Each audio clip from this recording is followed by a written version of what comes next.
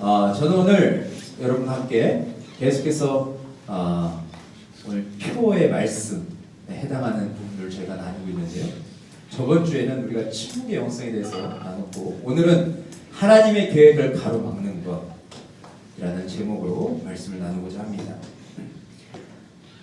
우리 중에는 올해 엄청난 계획을 가지고 한 해를 시작한 분이 계실 것입니다. 그리고 그 계획을 이루고자 열심히 부단히 노력하는 분들이 계시죠.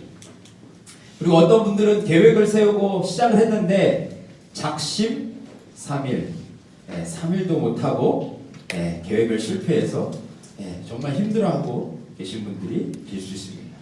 그리고 마지막 어떤 분은 계획을 세워도 안 될 거라는 생각을 갖고 아예 애초에 계획을 세우지 않고 그냥 하루하루를 보내시는 분들도 계실 것입니다. 그런데 여러분, 만약 우리가 계획을 세우고 그것을 이루기 위해서 열심히 준비하는 분이 계신데 그것을 가로막는 장애물이 눈앞에 나타났다면 여러분 어떻게 할까요? 어느 날 갑작스럽게 찾아온 건강의 이상, 건강에 빨간 불이 켜진 겁니다. 또한 집안에 있는 여러 가지 문제들, 또 경제적인 어려움, 또 나의 마음을 흔드는 유혹거리들, 그런 것이 있어서 내가 세운 계획을 이루지 못하고 있다면 여러분 어떻게 하시겠습니까? 어떠한 분명한 목표가 있는 사람들은 그러한 장애물들을 하나하나 제거하고 계속해서 목표물로 나아가는 게 정상이라고 생각합니다. 근데 여러분, 만약에 영적인 삶을 살아갈 때 그때도 마찬가지죠. 내 안에 우리 가정 또한 우리 공동체에 문제가 있는데 이것으로 인해서 하나님께 우리가 쓰임받을 수 없고 하나님께 더 이상 나아갈 수 없는데 그것을 해결하지 않고 살아가는 사람들이 있다면 어찌 보면 그것은 굉장히 큰 문제라고 생각을 합니다. 오늘 이곳에 계신 우리 사랑하는 성도님들 중에 하나님께 나아가는 데 있어서 여러분에게 장애가 되는 것이 있다면 어떤 것입니까? 우리는 잘 알죠. 내 안에 내가 하나님께 나아가는데 내 안에 고질적인 문제, 이것 때문에 늘 걸려 넘어지고 이것 때문에 늘 하나님의 축복을 받지 못하는 그런 문제가 무엇인지 우리 자신은 너무 잘 알고 있습니다. 저는 오늘 그 문제에 대해서 좀 깊이 한번 생각해 봤으면 좋겠습니다.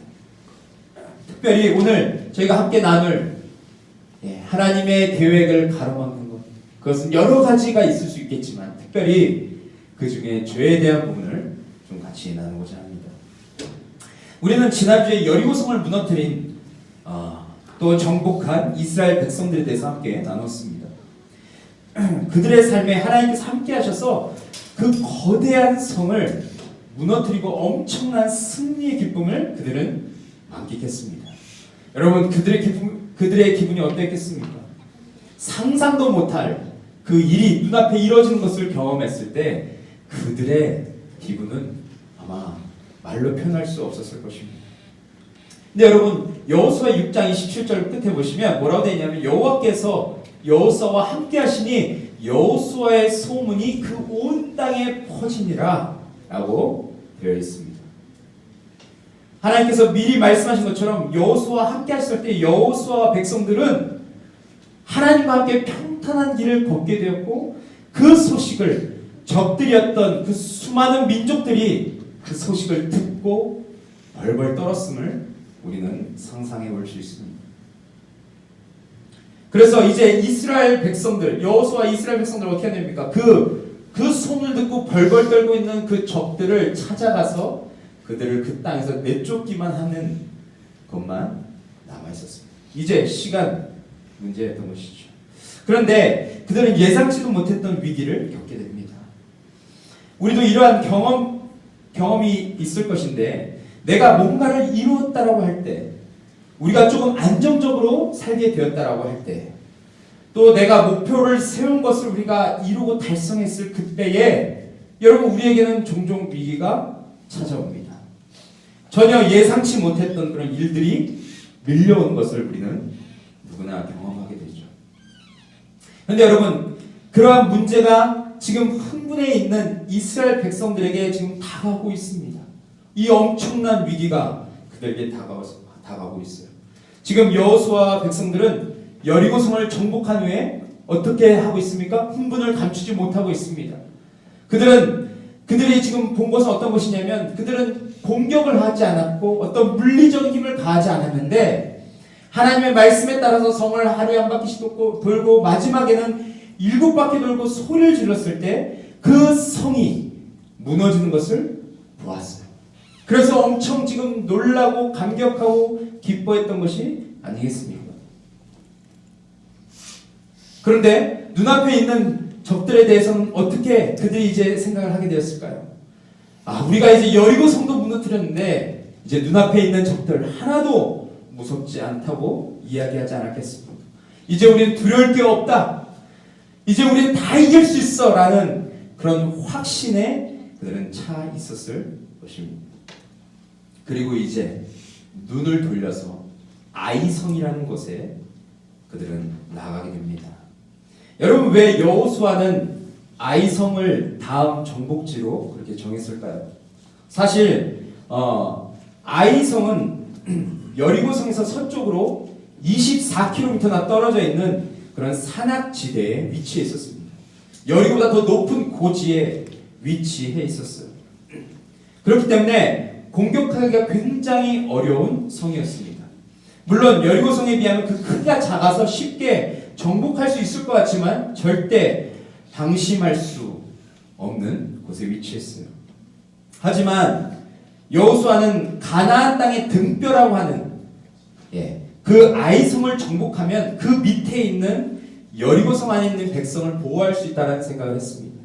또한 그 고지의 성을 점령했을 때 그 밑에 있는 민족들을 점령하는 것이 너무나도 쉽다는 것을 그는 알았습니다. 그래서 그는 아이성을 점령해야겠다고 생각했던 것이죠. 그래서 즉시 어떻게 합니까? 정탐꾼을 그 아이성으로 보내게 됩니다. 그런데 정탐꾼들이 그곳에 정탐하고 돌아왔는데 뭐라고 얘기합니까? 3절에 보시면 이렇게 얘기합니다. 우리 같이 한번 읽겠습니다. 시작.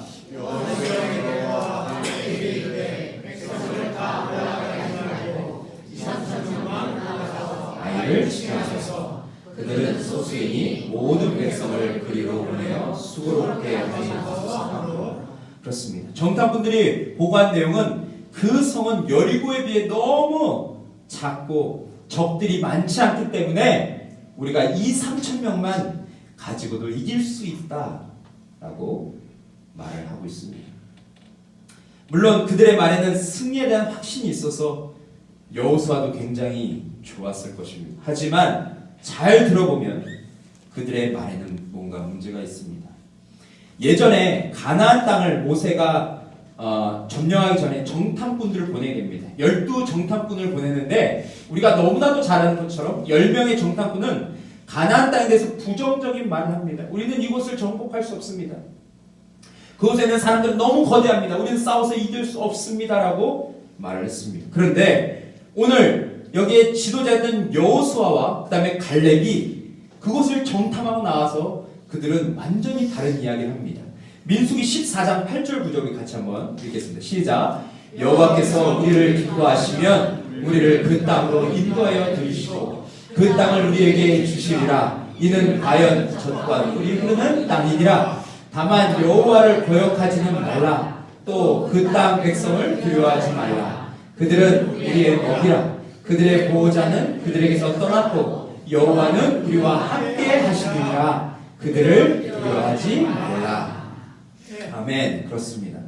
예전에 여호수아는 여호와께서 우리와 함께 하시니 그 땅을 우리에게 주시리라라고 외쳤습니다. 그러나 지금 이들은 어떻습니까? 지금 그들과 함께 하시는 하나님을 쏙 빼놓고 2-3천 명만 있어도 우리가 이길 수 있다라고 그렇게 자신 있게 말합니다. 지금 여기서 무엇이 잘못했습니까? 하나님을 빼고 자기 생각과 자기 경험을 앞세우고 있는 그들의 모습을 보게 됩니다. 그런데 여호수아는 그들의 말을 듣고도 어떻게 합니까? 그냥 3천 명을 보냅니다. 그리고 충격적인 소식을 듣게 되죠. 아이성 앞에서 이스라엘 백성들은 제대로 싸워보지도 못하고 36명의 병사들이 목숨을 잃고 그들은 도망가게 됩니다. 여러분 우리가 생각했을 때 이 36명은 전쟁에서 굉장히 적은 수라고 여길 수 있습니다. 물론 전쟁에서 36명은 굉장히 적은 수죠. 그리고 지금 이스라엘 백성들이 60만 명이라는 것을 우리가 생각해 볼 때 이는 아주 적은 수임이 분명합니다. 하지만 지금 여호수아와 그 백성들은 엄청난 충격에 휩싸여 있습니다. 왜냐하면 얼마 전에 그보다 훨씬 큰 여리고성, 훨씬 더 강한 군사들이 있는 그 여리고성을 정복할 때는 한 사람도 죽지 않고 한 사람도 다치지 않았기 때문에 그렇습니다. 그래서 그들은 이번에도 당연히 승리할 거라 생각했는데 그들은 전쟁에서 보기 좋게 패배하게 되는 것이죠. 여호수아와 백성들은 여러분 총 19번의 전쟁을 치르는데 단 한 번 실패합니다. 단 한 번 패배합니다. 그게 어디입니까? 바로 그들이 우습게 본 아이성에서 그들은 패배하게 되는 것이죠. 그래서 그들은 지금 굉장히 사기가 저하되었습니다.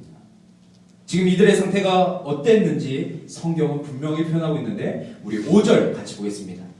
아이 사람이 그들을 36명쯤 쳐 죽이고 성문 앞에서부터 스바림까지 쫓아가 내려가는 비탈에서 쳤으므로 그 다음에 그들의 어떠한 상태인지를 나오고 있습니다.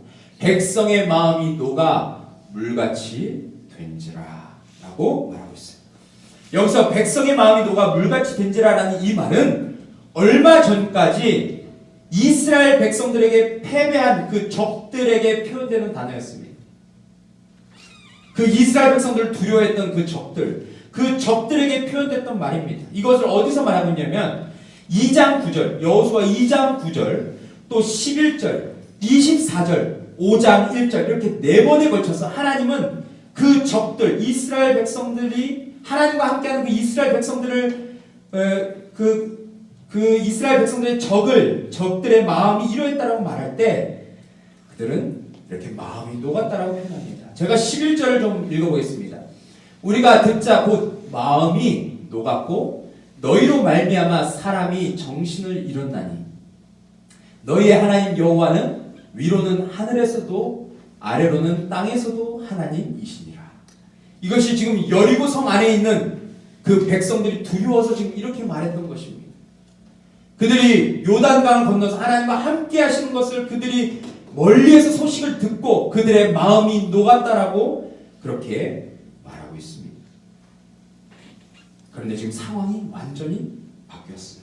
이제는 아이성 전투에 패배한 이스라엘 백성들이 하나님과 함께하는 그 이스라엘 백성들의 마음이 완전히 녹고 지금 덜덜 떨고 있습니다. 그래서 여호수아가 어떻게 합니까? 하나님께 기도하는 것이죠. 6절 보시면 여호수아가 옷을 찢고 이스라엘 장로들과 함께 여호와의 궤 앞에서 땅에 엎드려 머리에 티끌을 뒤집어 쓰고 저물도록 있다가 라고 말합니다. 그는 이 상황을 어떻게 받아들여야 될지 몰랐습니다. 얼마 전까지만 해도 하나님께서 우리를 이끄셔서 승리케 하신다는 그 확신, 그 어마어마한 확신이 있었는데 지금은 눈앞이 캄캄하고 두려움에 사로잡혀 있습니다. 그래서 그거 어떻게 합니까? 하나님을 간절히 찾게 되는 것이죠. 그러면서 무엇을 말하고 있습니까? 7절에 보시면 이르되 슬프도소이다 주 여호와여 어찌하여 이 백성을 인도하여 요단을 건너게 하시고 우리를 아모리 사람의 손에 넘겨 멸망시키려 하셨나이까. 우리가 요단 저쪽을 만족하게 여겨 거주하였더라면 좋을 뻔하였나이다 라고 말하고 있어요.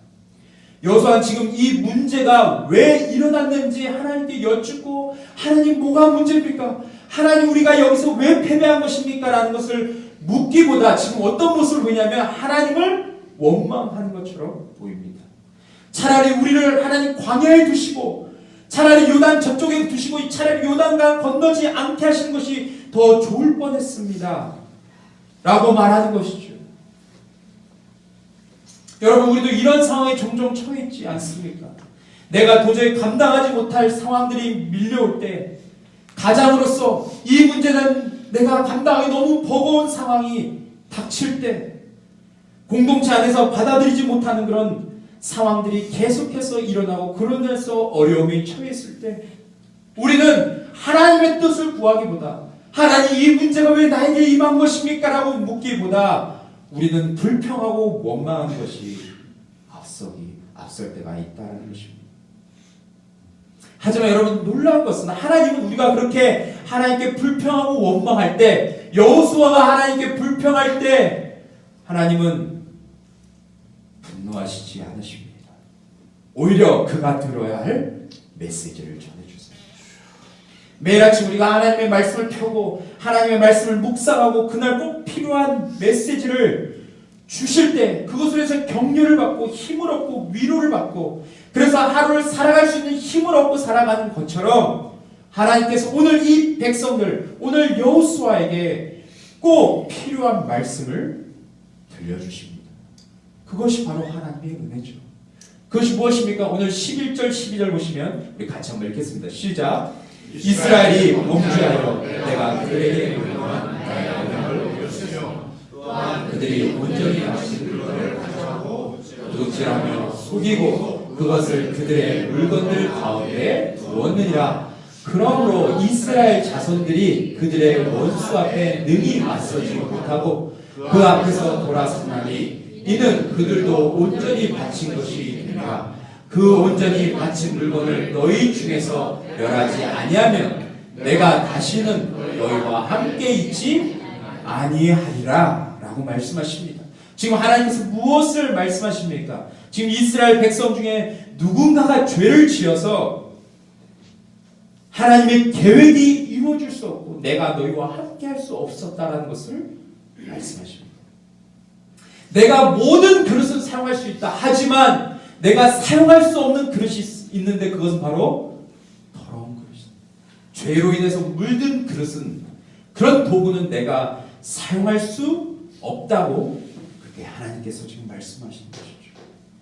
그런데 지금 이 한 사람의 죄로 인해서 공동체가 지금 죄로 물들어 있음을 하나님께서 지적하고 계세요. 그래서 지금 그 죄를 해결하지 않으면 내가 다시는 너희와 함께 있지 아니하리라 라는 이 메시지를 그들에게 심어주시고 계신 겁니다. 여호수아는 지금 자신의 문제가, 이스라엘 백성의 문제가 무엇인지 하나님의 말씀을 듣고 그때서야 깨닫게 됩니다. 그래서 어떻게 합니까? 여호수아는 다른 것을 지금 할 수 있었습니다. 군사들을 다시 정비할 수 있었습니다. 사기를 북돋기 위해서 여러 가지 일들을 일으킬 수 있었습니다. 하지만 여호수아는 다른 것을 제껴두고 가장 먼저 무엇을 하냐면 그 죄를 해결하는 문제에 집중하게 됨을 우리는 보게 됩니다. 그리고 하나님의 방법을 사용해서 죄인을 찾아내게 되죠. 결국 누가 남게 됩니까? 유다 지파 세라의 증손 삭디의 손자 갈미의 아들인 아간이 뽑히게 됩니다. 하나님은 그 죄를 시작한 그 사람을 정확하게 찾아내시죠. 그런데 여기서 죄인을 찾았을 때 여호수아가 뭐라고 이야기합니까? 야, 네가 어찌 감히 그럴 수 있느냐? 너는 정말 은혜도 모르는 인간이다. 너는 우리 공동체에 큰 피해를 끼친 나쁜 녀석이야 라고 그렇게 말하지 않습니다. 여호수아가 뭐라고 얘기하는지 들어보십시오. 그러므로 여호수아가 아간에게 이르되 내 아들아 청하노니 이스라엘의 하나님 여호와께 영광을 돌려 그 앞에 자복하고 내가 행한 일을 내게 알게 하라. 그 일을 내게 숨기지 말라 하니 라고 말합니다. 여러분 여기서 영적 리더의 마음이 느껴지십니까? 내 아들아 청하노니, 내 아들아 왜 그랬니? 너가 뭐가 더 필요했니? 지금까지 살아오면서 부족한 게 무엇이었니? 라고 그렇게 그를 사랑하는 마음을 가지고 이야기를 합니다. 그래서 내가 부탁하노니 네가 하나님 앞에서 어떤 일을 했는지 나에게 말해달라고 그렇게 이야기를 하죠. 바로 하나님의 사랑을 깨닫고 하나님의 사랑을 경험한 사람이 이렇게 이런 모습을 갖고 그 죄인을 대할 수 있는 것이 아니겠습니까? 저는 여기서 우리가 사람을 대할 때 중요한 것은 그 사람의 죄는 미워하지만 그 사람을 사랑해야 된다라는 그 영적 진리를 보게 됩니다. 우리가 어떤 사람이 죄를 지었을 때 그 사람을 원망하고 정죄하고 공동체에서 쫓아내고 그렇게 할 수 있지만, 우리가 하나님의 사람이라면 그 사람의 죄는 미워할 수 있지만 그 사람을 사랑해야 됨을 우리에게 말해주고 있습니다. 그런데 여러분, 그때 아간이 뭐라고 얘기한지 아십니까? 20절 21절 보시면 이렇게 이야기합니다. 우리 같이 한번 읽겠습니다. 시작. 아간이 여호수아에게 대답하여 이르되 참으로 나는 이스라엘의 하나님 여호와께 범죄하여 일어나려 행하였나이다. 내가 노략한 물건 중에 시날산의 아름다운 외투 한 벌과 은 200세겔과 그 무게가 50세겔 되는 금덩이 하나를 보고 탐내어 가졌나이다. 보소서, 이제 그 물건들을 내 장막 가운데 땅 속에 감추었는데 은은 그 밑에 있나이다. 라고 지금 아간이 이야기하고 있습니다. 여러분, 아간이 어떤 죄를 지었습니까? 어떤 죄를 지었길래 36명이 죽어야 됐고 이스라엘이 패배를 맛봐야 했습니까? 그것은 그가 하나님의 물건을 취했다는 것을 말하고 있습니다. 하나님이 명령하신 것을, 여호수아에게 명령하신 것을, 하나님의 백성이 그것을 어겼음을 지금 하나님께서 말씀하세요. 6장 18절 보시면 이렇게 말하고 있습니다. 너희는 온전히 바치고 그 바친 것 중에서 어떤 것이든지 취하여 너희가 이스라엘 진영으로 바치는 것이 되게 하여 고통을 당하게 되지 아니하도록 오직 너희는 그 바친 물건에 손대지 말라라고 하나님께서 여리고성을 정복하기 전에 이렇게 말씀을 하셨습니다. 그래서 여호수아와 백성들은 하나님께서 하신 말씀에 순종하고 철저히 복종해야만 했던 것이죠. 그런데 아간이 왜 그랬습니까? 그 물건이 너무 탐나서 그랬을까요? 나중에 팔아서 꼭 써야 할 곳이 있었기 때문에 그랬을까요? 아니면 하나님의 말씀을 잘 몰라서 그랬을까요? 그런데 여러분, 우리가 이 말씀에서 주목해봐야 할 3개의 단어가 있는데 이렇습니다. 우리 빨간색 단어만 보고 같이 읽겠습니다. 시작. 보고 명하여. 여러분, 이 죄를 하나님이 반드시 해결할 수밖에 없었던 이유가 무엇인지 아십니까? 왜 그랬을까요? 그것은 이 아간이 지은 죄는 하나님의 마음을 가장 아프게 했고 과거에 끔찍했던 기억을 회상하게 한 그 죄였기 때문에 그렇습니다.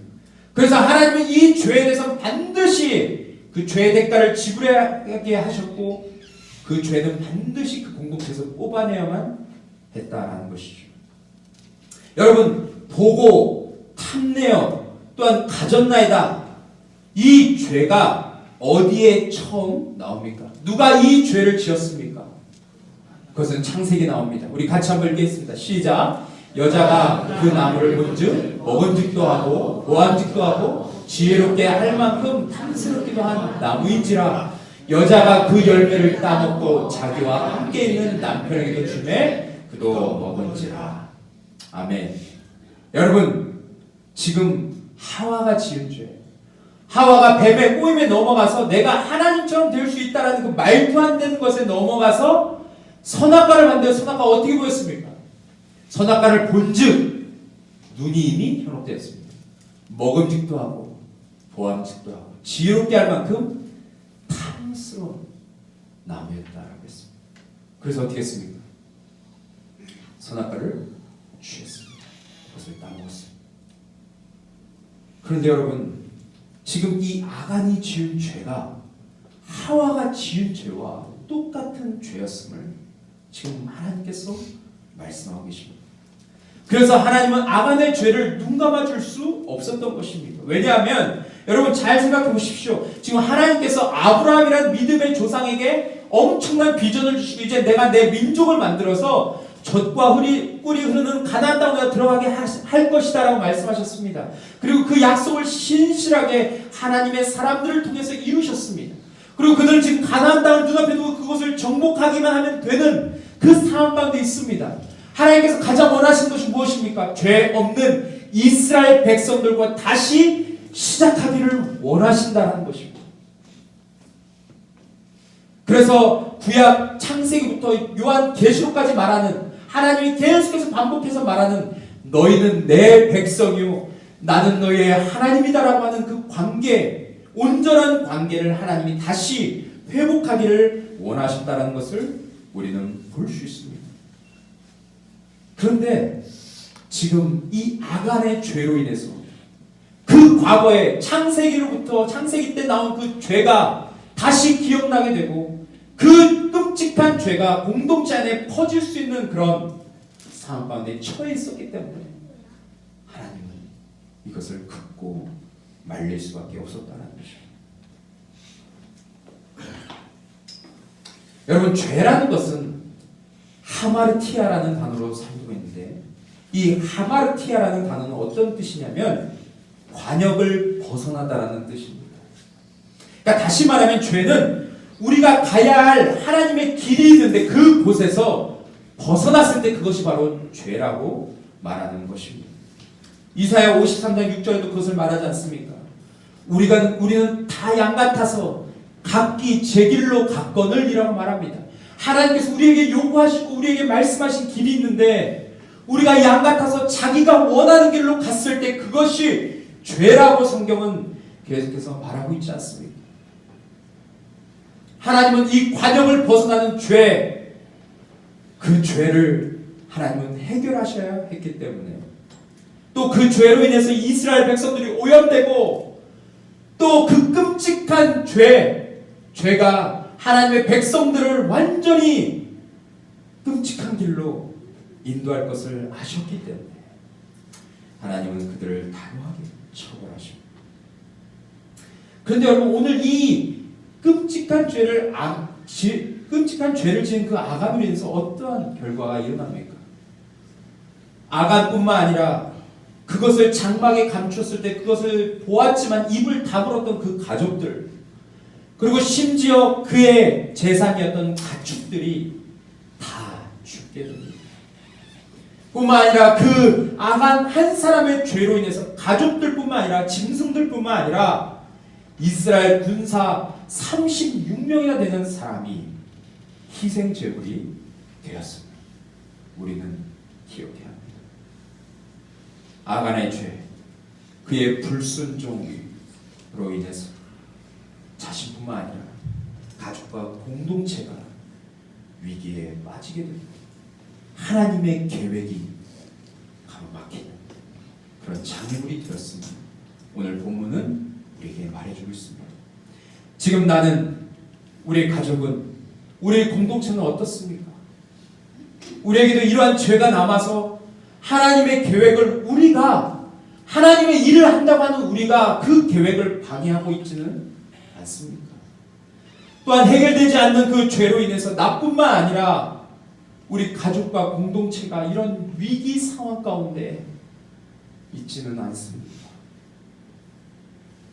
우리는 심각하게 생각해 봐야 합니다. 오늘 우리가 귀 기울여야 하는 부분이 바로 이것이죠. 하나님은 지금도 우리를 통해서, 하나님의 사람들을 통해서 하나님의 계획을 이루시기를 원하십니다. 부족하고 연약하지만 오늘 대표기도 하셨던 집사님 말씀하신 것처럼 아무것도 아니고 정말 지혜도 없고 연약하고 아무것도 제대로 할 수 없는 그런 우리지만 하나님은 지금까지 온 인류의 역사를 어떻게 이끌어 오셨냐면 아무것도 아닌 우리를 통해서, 인간을 통해서 하나님의 일들을 이루어 오셨습니다. 그런데 여러분, 문제는 무엇입니까? 바로 우리의 상태라는 것입니다. 우리가 하나님의 도구로 준비되어 있지 못한다면, 특히 죄로 우리가 더럽혀져 있다면 하나님은 나와 우리 공동체를 사용할 수 없다는 것입니다. 아무리 우리가 훌륭한 업적을 남겼다 한들, 아무리 우리가 위대한 일들을 이루었다 한들 그것은 중요한 것이 아닙니다. 하나님은 죄로 물든 인간들과 더 이상 함께할 수 없습니다. 그래서 우리는 이 메시지를 마음에 새기고 내가 죄에서 분리된 삶을 살도록 그렇게 하나님 앞에 여호수아처럼 엎드려져서 기도해야 되는 것입니다. 저는 이번 사랑 믿는 교회 새로 건축한 교회입니다. 너무 아름답습니다. 그 교회에 가서 청소년 수련회를 섬기고 왔습니다.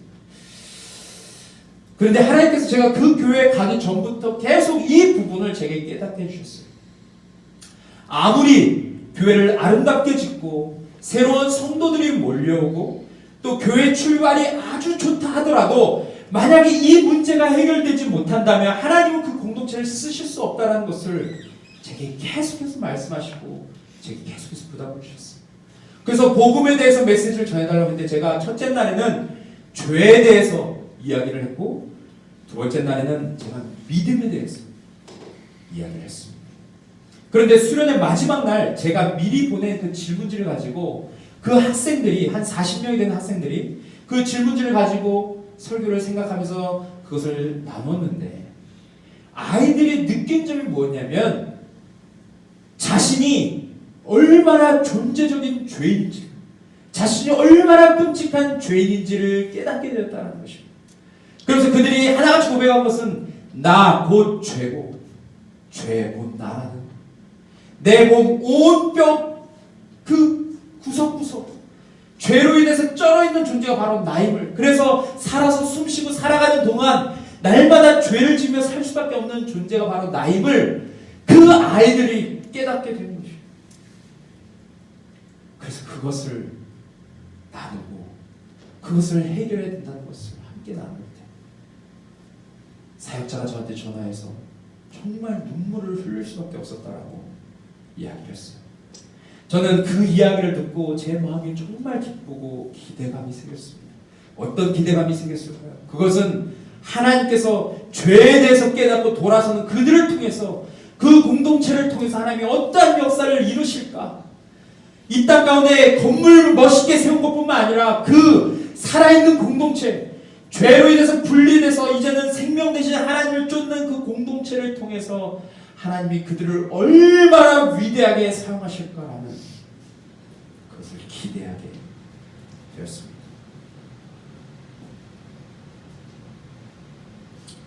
여러분, 지금 우리에게 무엇이 필요합니까? 우리에게도 동일한 결단이 필요하다고 믿습니다.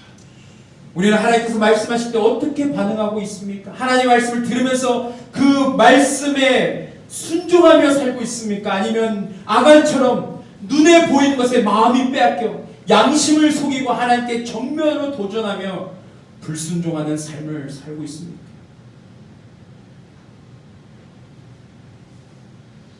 또한 어떤 분은 하나님의 말씀을 알지 못해서 내가 죄를 지으며 살고 죄를 지으며 살고 있는지 아니면 정말 그것이 어떠한 삶인지 구분하지 못하고 그렇게 사는 분이 계실 수도 있습니다. 그래서 나는 괜찮다라고 말씀하실 수 있죠. 하지만 오늘 성경은 절대 괜찮다라고 말하지 않습니다.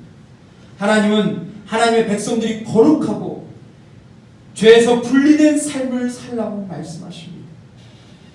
그리고 그러한 삶을 살게 하시려고 우리에게 성경을 주셨고 또한 지금도 성령님을 통해서 끊임없이 그 죄를 회개하고 하나님 앞에서 거룩한 백성으로 서게 하시는 것이죠. 그런데 여러분, 우리는 어떤 모습으로 이 땅을 살아가고 있습니까? 여러분, 하나님께서 우리를 이 땅에 두신 이유가 무엇입니까? 그것은 나로 인해서 우리의 가정이 살고 공동체가 거룩한 공동체로 일어서게 하기 위해서 우리를 이 땅에 두신 줄 믿습니다. 그래서 우리 죄를 사하셨고 우리에게 예수 그리스도의 의의 옷을 입혀주신 것입니다. 그런데 지금 우리의 삶은 어디에 가깝습니까? 정말 다른 사람들을 살리고 다른 사람들을 구령하고 그 영혼들에게 하늘나라의 기쁨을 그 우리가 보여주는 그 일에 우리가 집중하며 살고 있습니까? 아니면 나의 죄로 인해서 다른 사람들이 괴로워하고 있습니다. 저는 이 시간 우리가 함께 찬양하고 기도하며 나아갈 때 우리가 주님 앞에 정직하게 대응하며 나아갔으면 좋겠습니다. 하나님 나를 사용하셔서 하나님의 선한 도구가 되게 하여 주셔서 오늘 이스라엘 백성들처럼 이게 하나님의 영광을 가리는 자가 아니라 하나님의 계획을 가로막는 그런 장애물이 아니라 하나님께서 우리를 위해서 이루시고자 하는 그 뜻, 그것을 이루어드리는 자로 하나님 우리가 쓰임받게 하여 주십시오. 이렇게 기도하며 주를 나아가는 사회가 되기를 소망합니다.